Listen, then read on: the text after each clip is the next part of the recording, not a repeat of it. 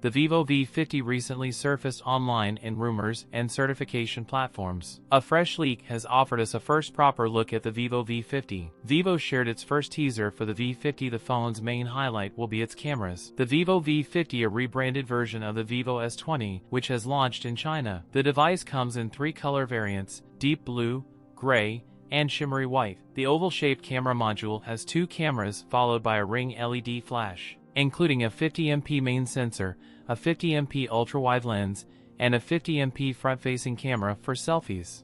The phone features a 6.67-inch FHD plus AMOLED display with a smooth 120Hz refresh rate. The Snapdragon 7 Gen 3 power the device, paired with up to 12GB of RAM and 512GB of storage. The device run FunTouch OS 15, based on Android 15. Device come with a larger 6500 mAh battery with 90W fast charging support. That's it for today's video. If you enjoyed it, don't forget to like, comment, and subscribe for more content. Thanks for watching, and I'll see you in the next one.